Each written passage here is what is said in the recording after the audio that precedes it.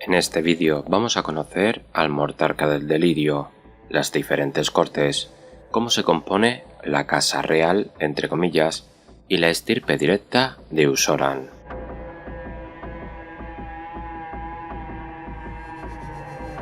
Es la presencia y la voluntad devoradora de un vampiro abominable lo que convierte a una chusma de caníbales salivadores en una verdadera corte de necrófagos. Estos muertos vivientes son el sol que gotea sangre alrededor del cual orbita todo lo demás, almas densas de locura maldita que atraen a su órbita a los indigentes y a los descarriados. En la cadena del ser que todos los necrófagos reconocen, pues un sentido subconsciente de la jerarquía está en el centro de su lunática visión del mundo, estos vampiros solo se subordinan a Usoran y al propio Nagash. Aunque existen ciertas cortes gobernadas por consejos de abominables cuyos delirios se han alineado, es poco frecuente. Como muchos depredadores, los necrófagos se rigen por un único e indiscutible cazador. Si un abominable rival mata al señor de la corte, un gran número de leales de la criatura depuesta acaban devorados vivos. Los que sobreviven son influenciados por la locura del vampiro victorioso y lo aceptan como monarca por derecho de conquista. En ocasiones, los abominables hacen causa común con otras líneas sanguíneas vampíricas. Los quiméricos Avengori son vistos como primos especialmente cercanos. Sin embargo, a pesar de toda su locura, los abominables más astutos no son ciegos al desdén que les muestran sus primos extranjeros acomodados y disfrutan de cualquier oportunidad para humillarlos. El círculo íntimo de un abominable lo ocupan vampiros que comparten su sangre. A los aduladores de mayor confianza de la familia real se les conceden castillos selectos dentro del territorio de una corte para que gobiernen sobre ellos y se les asignan las responsabilidades correspondientes: vigilar las fronteras o escoltar a su señor de la guerra a lomos de majestuosos corceles. A otros, los vampiros más inestables en su sed de sangre o más propensos a conspirar por el control de un reino, se les conceden puestos de honor para evitar que conspiren contra su monarca. En el tiempo de la bestia, muchos de estos abominables tomaron el manto de desollador real, ya que una vida dedicada a cazar y matar bestias colosales atrae naturalmente a estos depredadores. Bajo la familia real están los cortesanos del monarca. Son los condes y baronesas de un reino caníbal que disfrutan de asientos privilegiados en los banquetes de los abominables y a quienes se confía sus propios dominios menores. Los cortesanos suelen llevar títulos elaborados, muchos de los cuales son de naturaleza regional y se reparten al antojo de su señor. Otros apelativos se conceden por hazañas valerosas en el campo de batalla, como la muerte de un terrible draco o la derrota de un enemigo en una justa, entre comillas, de carne y hueso. Por ejemplo, el varón mollejudo es el primero entre los veteranos desolladores y matamonstruos de un monarca, mientras que el lord eructo de hígado es maestro de banquetes y supervisor del matadero del castillo, cargo de gran importancia, pues dicen que una corte marcha sobre su estómago. El marqués de Gachas, especialmente devoto, suele encabezar la guardia personal de un gobernante, pues tal es su aura de santidad que se confía en él implícitamente, mientras que el señor del caldo de médula es paladín y gran mariscal de las órdenes de caballería de su corte. Los necrófagos se explican esta extraña coherencia por las tradiciones de Usoran y la corte de Estío perdida, transmitidas de generación en generación. Tienen más razón de la que creen. Aunque pocos forasteros se dan cuenta, los delirios caballerescos que experimentan los necrófagos reflejan las experiencias de Usoran. Los abominables gobernantes son encarnaciones del rey carroñero, y sus reinos se asemejan a la primera corte del Mortarca, aunque proyectados a través de un espejo ensangrentado. Sus sirvientes de mayor confianza se convierten en ecos del propio Usoran.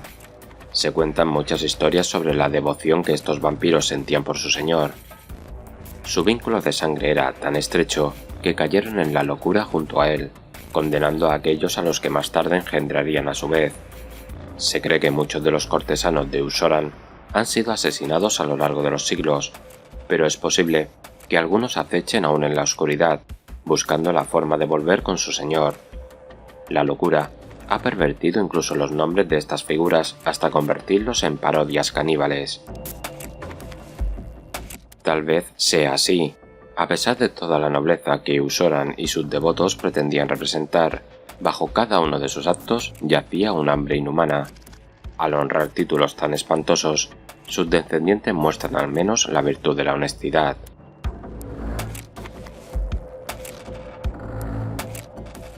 Los muerde cadáver se creen la personificación de la caballerosidad, la valentía y las tradiciones de la nobleza. Son los vestigios de los reinos de las tierras interiores primas del norte, donde las almas de los muertos juzgaban la rectitud de sus descendientes. Los fuertes defendían a los débiles, y plebeyos y señores luchaban codo con codo. Cuando el caos invadió el imperio, sus gobernantes se negaron a ceder terreno, si eso significaba sacrificar a sus súbditos. Tal terquedad engendró décadas de horror, pero algo en el carácter de su pueblo persistió más allá del colapso de su civilización. A medida que la locura se apoderaba de ellos, los muerde cadáver seguían percibiendo sus territorios sembrados de cadáveres como exuberantes campos, tierras comunes para la gente del pueblo. Los abominables vampiros atraídos por estos territorios devastados se convirtieron en los nuevos nobles, aclamados como justos y equitativos, y en poco tiempo surgió un oscuro reflejo del antiguo orden. Los muerde cadáver son los guerreros más ardientes en la guerra errante de Usoran. Al mando de sus nobles señores, regimientos de siervos guerreros asoman en tromba por los portales de los reinos, desesperados por expandir su imperio, no con fines egoístas, sino para liberar a los oprimidos. Los destrozos que dejan los muerde cadáver son injustificables. Puestos fronterizos o ciudades enteras convertidas en osarios, sembradas sus calles de vísceras, mientras los pocos supervivientes son arrastrados al delirio de los muerde cadáver.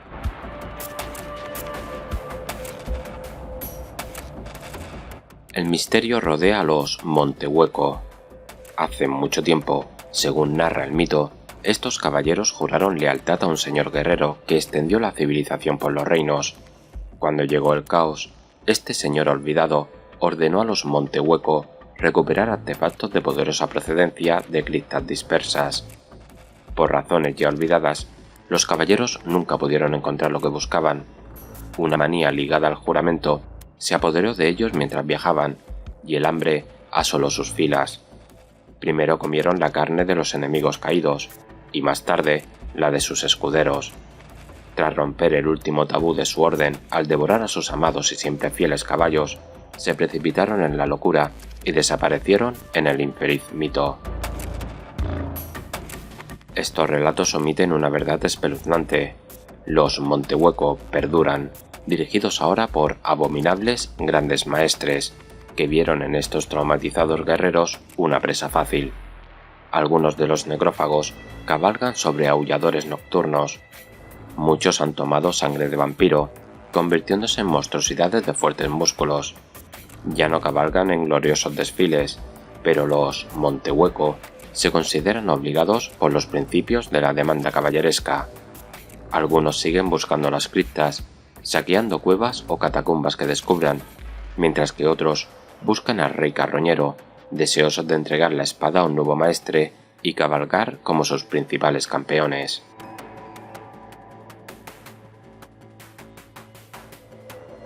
Para los fervorosos piel ampollada, la luz es divina.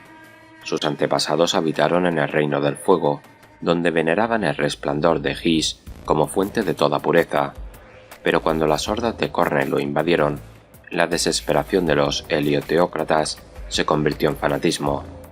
Donde antes quemaban cosechas a modo de ofrenda, consignaban ahora a los débiles y ancianos a las piras. Cuando esto no mejora las cosas, arrojaban el rebaño a las llamas, buscando en vano abrir conductos a la sublime Gis a través del sacrificio. Cuando llegaron los abominables, atraídos por el olor a carne quemada, creyeron los piel ampollada que por fin se habían ganado la salvación. Con la carne chamuscada, la magia de la muerte los volvió capaces de resistir las sagradas llamas. La aparición masiva de desolladores de la cripta entre los fieles, criaturas capaces de acercarse al bendito sol, confirmó su nueva devoción a los vampíricos, niños del verano, que los gobernaban. Cuando los piel ampollada van a la guerra, el cielo se oscurece con innumerables guerreros alados. Su descenso espolea los aullidos de devoción de multitudes de suplicantes abrasadores, dirigidos por sacerdotes soberanos y clérigos principescos. La insana devoción de estos vampiros es tan fuerte que sus bendiciones retuercen las ilusiones de sus seguidores, instándoles a emprender holocaustos caníbales. Donde antes hacían proselitismo a lo largo del gran erial, ahora los necrófagos exaltan a su deidad solar y al rey destío que veneran como su encarnación, mediante actos de terror, dejando cadáveres a medio devorar para que se carbonicen bajo una luz despiadada.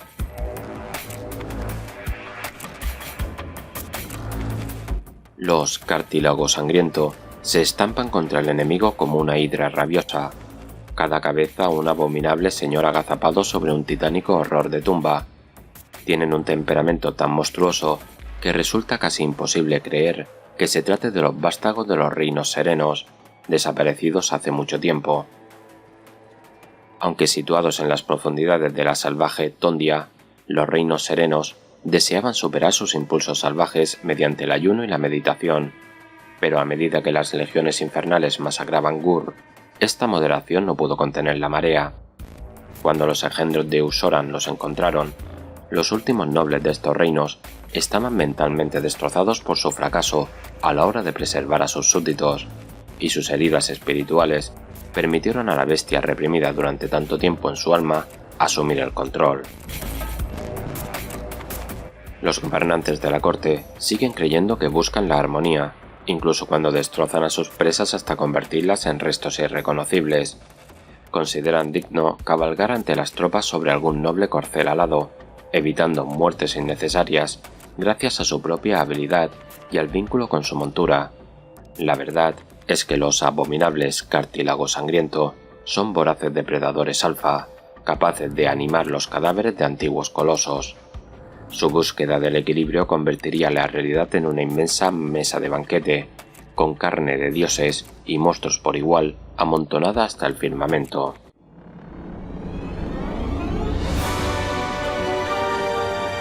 Usoran es una pesadilla en el verdadero sentido de la palabra. Remoderado por una locura sedienta de sangre, encarna al depredador nocturno, la bestia que acecha en la penumbra. Sus garras han abierto la carne de titanes e inmortales, y sus colmillos han perforado tanto las venas de plebeyos como de reyes. Tal es el terror que inspira a este señor de los vampiros, que es fácil pasar por alto las inflexiones oscilantes que caracterizan su voz húmeda, ronca, la de personajes que se pone y se quita, como si de una máscara se tratara.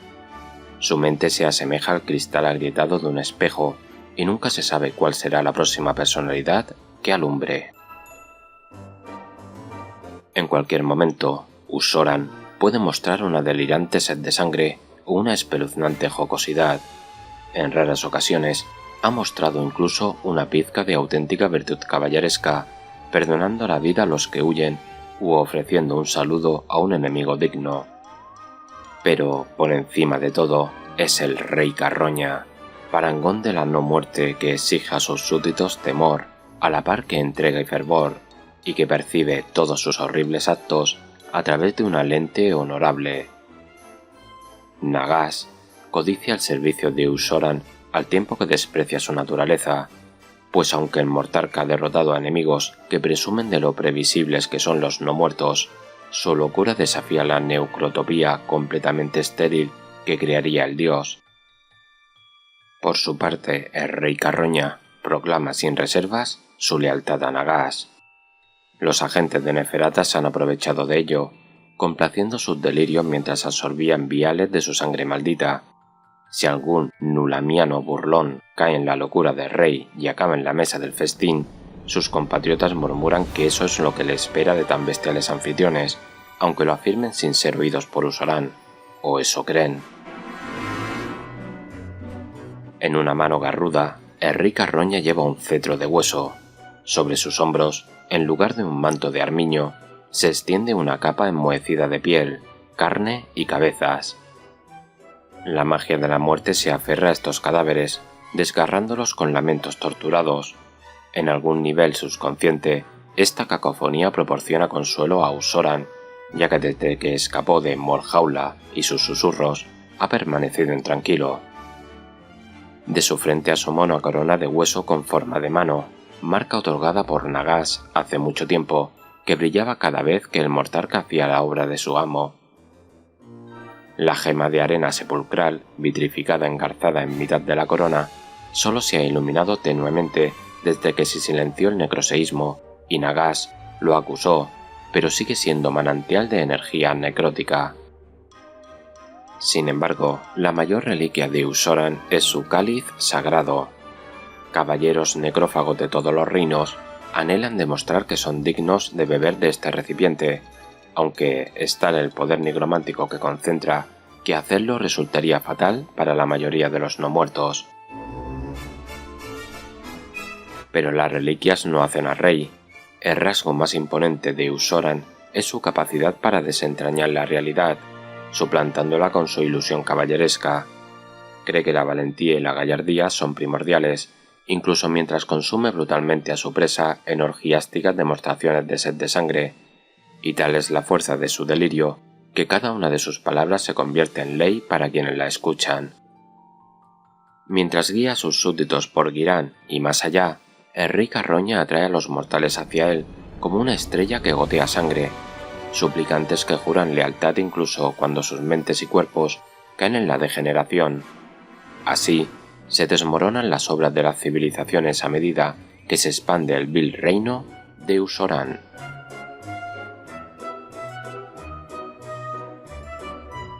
En el corazón de toda corte caníbal se esconde un monarca abominable, conocido como rey o reina necrófago. Por ser vampiros, poseen fuerza suficiente para arrancar la cabeza de un ogor y un dominio instintivo de la magia de la muerte que les permite animar y controlar los restos de titanes muertos hace mucho tiempo. La colección de animales de un abominable es un claro indicador de su poder. Solo a ellos se les permite montar en batalla los majestuosos dracos o grifos de alas blancas, propiedad de una corte, criaturas que son en realidad viles dragones zombies y spirit errores.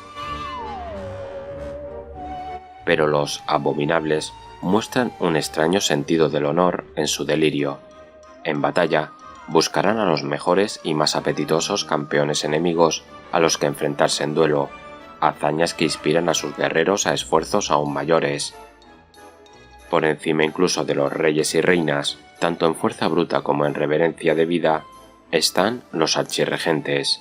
Son emperadores y emperatrices vampíricos que gobiernan naciones que constan de muchas cortes menores. Allá donde pisan, resplandece la locura en el ambiente, como si de una especie de calima se tratara, y los enemigos más estoicos perciben cómo la realidad se retuerce a su alrededor a medida que el don de Usoran pervierte su percepción. Para los necrófagos, los archirregentes son monarcas gloriosos, santos, a quien les basta con un simple ademán de sus garras para que multitudes de caníbales aulladores se lancen a la refriega.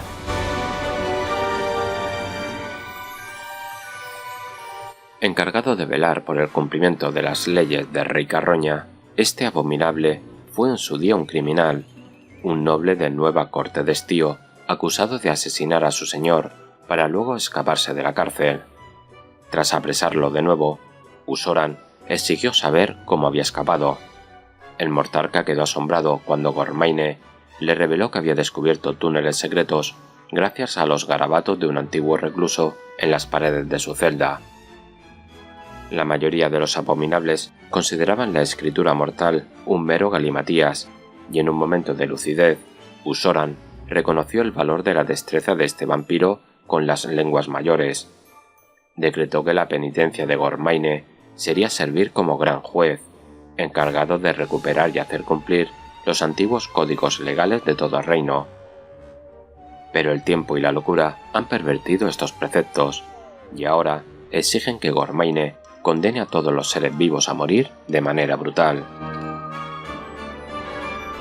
Gormaine vive atormentado. Alguna peculiaridad de su maldición le hace sufrir destellos de cordura, pero mostrar una clemencia indebida en la aplicación de sus leyes espantosas lo condenaría por traidor. Para sobrevivir, se sumerge en la locura y se entrega a su monstruoso papel. Encuentra precedentes para procesar a cualquier caníbal que repare en sus extraños ademanes y melancólicos silencios, y les arranca las entrañas para luego tocarse la cabeza con ellas. Si un enemigo transgrede los decretos de Eusoran, Gormaine se apresura a censurarlo con torva oratoria, y su lunático jurado caníbal y los decapitadores salivan para ejecutar la sentencia.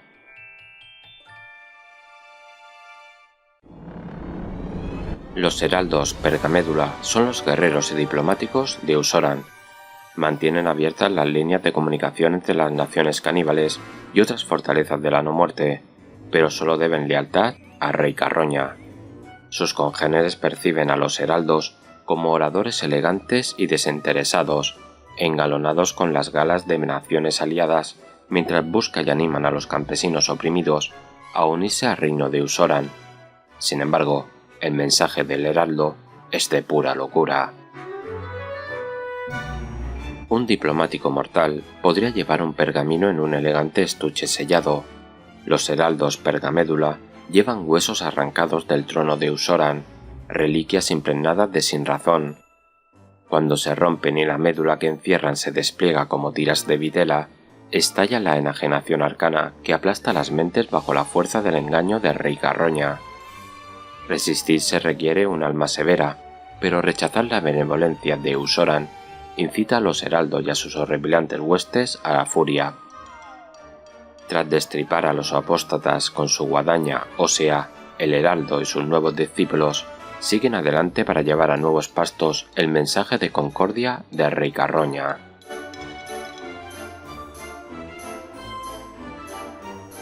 En raras ocasiones, un abominable recién engendrado mostrará alguna marca de favor divino. Para evitar que estos vampiros se hagan con el poder, sus progenitores los confían a la orden de los cardenales, quienes aportan guía espiritual a la monarquía, pero en última instancia solo deben lealtad a Eusoran. Para unirse a ellos, un abominable debe peregrinar a Nueva Corte de Estío y sorber el licor y la saliva del rey de Estío de su cáliz sagrado. Solo aquellos con una fe inquebrantable soportan las convulsiones resultantes.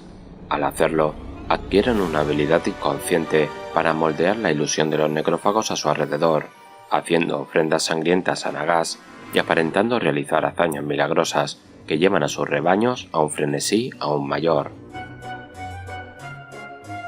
Esta habilidad para manipular la ilusión hace que emprendan empeños misioneros en las naciones inmaritas. Se adentran en territorio enemigo a través de catacumbas ocultas, atrayéndose a los mortales infectados por viales de sangre de rey pasados de contrabando. En criptas, claros del bosque y fuertes abandonados, lideran ahora cultos que alaban al rey de Estío, y ni siquiera la Orden de Azir puede determinar por completo hasta dónde alcanza esta propagación.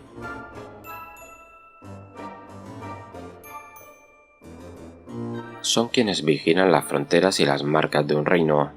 Estos vampiros alados se acuclillan en lo alto de fortificaciones derruidas, alerta ante la presencia de intrusos, salivando a la espera de carne fresca. Cuando algún enemigo insensato traspasa algún límite tácito, el vampiro lanza un chillido desgarrador, alza el vuelo con alas coriáceas y pronto se le suman otros horrores caníbales aéreos. Depredadores naturales, son capaces de identificar la vulnerabilidad con un simple vistazo y dirigir sus huestes hacia ella. En poco tiempo, el enemigo huye en desbandada, abandonando a los heridos, arrastrados a la guarida de los guardianes sangrientos abominables.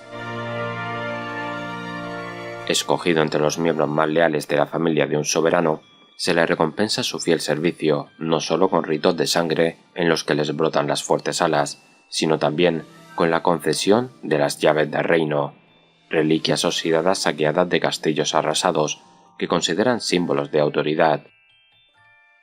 Son propensos al fanatismo, al fin y al cabo, El mismísimo Usoran guardó una vez en las tierras como ellos. Muchos llevan los huesos de los enemigos asesinados en torno al cuello, lo cual los identifica como guerreros sagrados del rey Destío.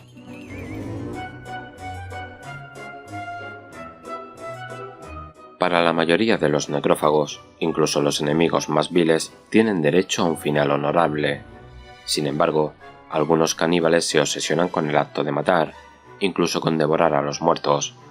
Otros necrófagos consideran a estos desdichados tocados por la mano de Nagas elegidos para convertirse en portadores de su despiadada justicia. Lejos de refutar tales afirmaciones, estas figuras de oscura reputación abrazan este estigma. Se cubren con capuchas de retales y empuñan hachas oxidadas recuperadas de los basureros, armas que han segado tantas vidas que parecen tener hambre de muerte. Son rechazados, forzados a habitar en aisladas guaridas llenas de huesos y tratados con desprecio por todos, salvo por los lugartenientes más déspotas, pero se les permite acompañar a la hueste real a la batalla, y aunque estos caníbales psicóticos reparan en un enemigo que excita sus impulsos asesinos, se apodera de ellos una manía esclavizadora. Avanzan a grandes zancadas con un único objetivo, esquivando flechas y balas de plomo, arando un surco en el barro con el hacha. Sus objetivos están tan ocupados luchando contra hordas de necrófagos rabiosos que pocos reparan en la hoja oxidada que silba hacia ellos hasta que los parten en dos.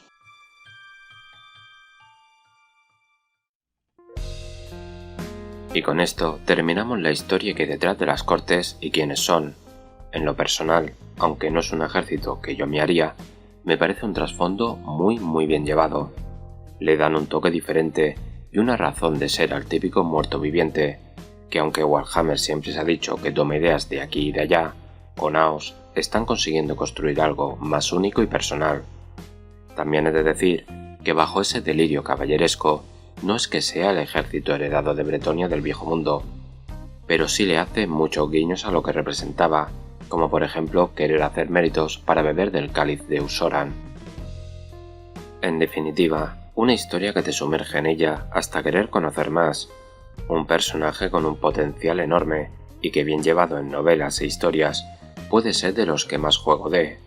Y hablando del juego, después de esta tan necesaria actualización, queda un ejército en mesa muy llamativo y divertido de jugar, porque en verdad se trata de eso, de pasarlo bien y disfrutar de un hobby que abarca varias facetas. Y ya para despedirme, dar las gracias a Deremar por ser quien ha hecho posible que os traiga estos vídeos. Hasta la próxima.